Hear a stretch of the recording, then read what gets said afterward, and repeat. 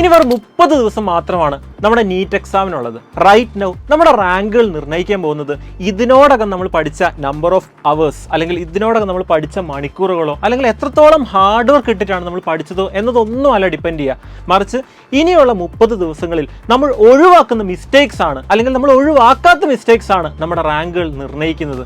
So definitely ഇനിയുള്ള നമ്മുടെ preparatory ഡേയ്സിൽ തീർച്ചയായിട്ടും നമ്മൾ ഒഴിവാക്കേണ്ട ആ മിസ്റ്റേക്സ് ഏതൊക്കെയാണ് മക്കളെ? മിസ്റ്റേക്ക് നമ്പർ 1, പുതിയൊരു ടോപ്പിക് അല്ലെങ്കിൽ പുതിയൊരു ചാപ്റ്റർ സെലക്ട് ചെയ്ത് പഠിക്കുക എന്നുള്ളതാണ്. 2 രീതിയിലാണ് ഈ ഒരു തീരുമാനം നമ്മളെ ദ്രോഹിക്കുക.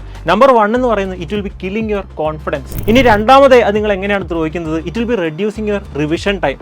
കാരണം ബാക്കി എല്ലാ ചാപ്റ്റേഴ്സ് നിങ്ങൾ ഓൾറെഡി പഠിച്ചു കഴിഞ്ഞു. അത് റിവൈസ് ചെയ്യേണ്ട ഈ സമയമാണ് നിങ്ങൾ എന്ത് ചെയ്യുന്നത്? പുതിയൊരു ചാപ്റ്റർ അല്ലെങ്കിൽ ടോപ്പിക്ക് പഠിക്കാൻ വേണ്ടി യൂട്ടിലൈസ് ചെയ്യുന്നത്. So at this point of time never go for A new topic or new chapter.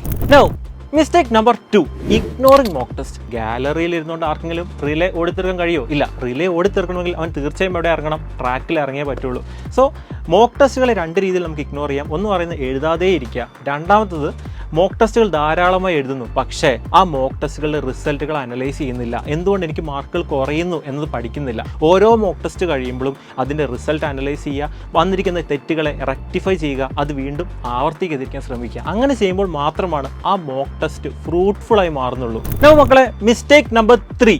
Mistake number 3 എന്താണ്? റിപ്പീറ്റിംഗ് മിസ്റ്റേക്സ് ആണ് റിപ്പീറ്റിംഗ് നമ്പർ 3. കാരണം ഇതിനോടകം നമ്മൾ ഒരുപാട് പരീക്ഷകൾ എഴുതി കഴിഞ്ഞു. യൂണിറ്റ് ടെസ്റ്റുകളായിട്ട്, മന്ത്ലി ടെസ്റ്റുകളായിട്ട്, ക്യുമുലേറ്റീവ് ടെസ്റ്റുകളായിട്ട്, അങ്ങനെ ഒരുപാട് പരീക്ഷകൾ. ഇപ്പോൾ നിങ്ങൾ മോഡൽ ടെസ്റ്റുകൾ എഴുതിക്കൊണ്ടിരിക്കുകയാണ്.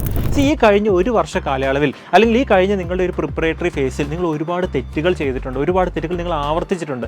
ആ തെറ്റുകളെ ഇനി ആവർത്തിക്കാതിരിക്കുക എന്നാണ് ഏറ്റവും വലിയ കാര്യം. കാരണം once you make a mistake, അതൊരു മിസ്റ്റേക്കാണ്. രണ്ടാമതൊരു മിസ്റ്റേക്ക് നിങ്ങൾ ആവർത്തിക്കുകയാണെങ്കിൽ അതൊരു ഡിസിഷനാണ്, അല്ലേ? ഇനി നമുക്ക് ചെയ്യാൻ പറ്റുന്ന 4മത്തെ ഒരു മിസ്റ്റേക്ക് എന്ന് പറയുന്നതാണ് സ്റ്റഡിങ് പാസീവ്ലി. അതായത് വെറുതെ ടെക്സ്റ്റ് ബുക്ക് തുറന്നു വെച്ചിരിക്കുക, എന്നിട്ട് വെറുതെ വായിച്ചുകൊണ്ടിരിക്കുക. അവിടെ എന്ത് നടക്കുന്നില്ല? ഒരു ആക്റ്റീവ് റീകോളിംഗ് നടക്കുന്നില്ല, അല്ലെങ്കിൽ ഒരു ആക്റ്റീവ് കൺവേർഷൻ നടക്കുന്നില്ല.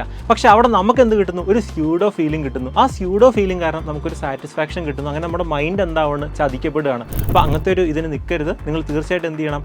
ആക്റ്റീവായിട്ട് റീകോൾ ചെയ്തുകൊണ്ടിരിക്കുക. പഠിച്ചൊരു സാധനമാണെങ്കിലും ടെക്സ്റ്റ് ബുക്ക് അല്ലെങ്കിൽ നോട്ട്ബുക്ക് ക്ലോസ് ചെയ്യുക, അതൊന്ന് ആവർത്തിച്ച് മനസ്സിൽ ഓർത്ത് നോക്കുക, അത് റീപ്രൊഡ്യൂസ് ചെയ്യാൻ നോക്കുക.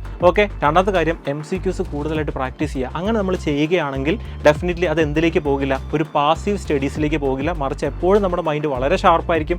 വളരെ ആക്റ്റീവായിട്ടുള്ളൊരു ഫേസിൽ തന്നെ നമുക്ക് ഈ ഒരു കാലയളവിൽ ലേണിംഗ് നമുക്ക് കീപ്പ് ചെയ്യാൻ പറ്റും. മക്കളെ, 5മത്തെ ഒരു കാര്യം, നെവർ കമ്പയർ. ആരോട് എന്ത് ചെയ്യരുത്? താരതമ്യം ചെയ്യരുത്. ആരോട് നിങ്ങളെ കമ്പയർ ചെയ്യരുത്. നിങ്ങളോട് മാത്രം നിങ്ങളെ കമ്പയർ ചെയ്യുക. നിങ്ങളുടെ പഴയ റിസൾട്ടുകളായിട്ട് നിങ്ങളെ കമ്പയർ ചെയ്യുക. നാളെ റിസൾട്ട് മാറുന്നുണ്ടെന്ന് മാത്രം നോക്കുക. So never do a comparison with others in your classroom. Okay. 6മത്തെ ഒരു മിസ്റ്റേക്കാണ്, നമ്മൾ ഈ ഒരു സമയത്ത് നമ്മുടെ ഉറക്കവും നമ്മുടെ ഭക്ഷണവും എല്ലാം മാറ്റി വെച്ചാൽ ഫുഡും സ്ലീപ്പും ഒക്കെ കോംപ്രമൈസ് ചെയ്തുകൊണ്ട് പഠനത്തിൽ മാത്രം ഫോക്കസ് ചെയ്യുന്നു. അത് ആക്ച്വലി എന്തല്ല, അതൊരു ഫോക്കസ് അല്ല.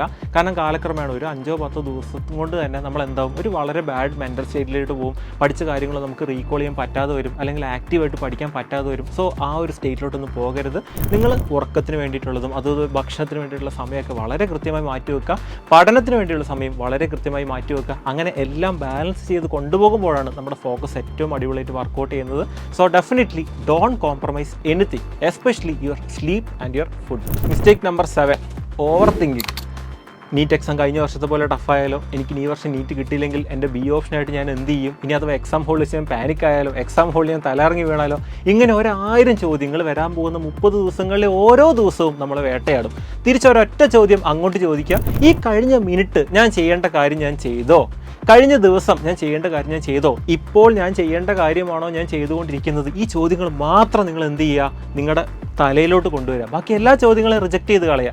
ഈ ചോദ്യത്തിനുള്ള ഉത്തരം എപ്പോഴും യെസ് എന്നായിരിക്കണം. അതായത് ഈ നിമിഷവും കഴിഞ്ഞ മിനിറ്റും കഴിഞ്ഞ ദിവസവും ഞാൻ ചെയ്യേണ്ട കാര്യം തന്നെയായിരുന്നു ഞാൻ ചെയ്തത്. ആ കോൺഫിഡൻസിൽ വേണം 30 ദിവസം നിങ്ങൾ പഠിക്കാൻ. മറ്റൊരു ചോദ്യവും നിങ്ങൾ അലട്ടാൻ പാടില്ല. ബാക്കി എല്ലാ ചോദ്യങ്ങളും നിങ്ങൾ റിജക്റ്റ് ചെയ്ത് കളയുക. മാനിഫെസ്റ്റ് ചെയ്യുക, നിങ്ങളുടെ സ്വപ്നം മാനിഫെസ്റ്റ് ചെയ്യുക. ഓരോ ദിവസവും നിങ്ങൾ എത്താൻ ആഗ്രഹിച്ച ആ മെഡിക്കൽ കോളേജ് അല്ലെങ്കിൽ ആ കോളേജ് നിങ്ങൾ സ്വപ്നം കാണുക. ആ വരാന്തയിലൂടെ ഇപ്പോഴേ നിങ്ങൾ നടന്നു തുടങ്ങുക. Stay calm, stay tune, happy learning. നന്നായിട്ട് പഠിക്കുക. ഓക്കെ.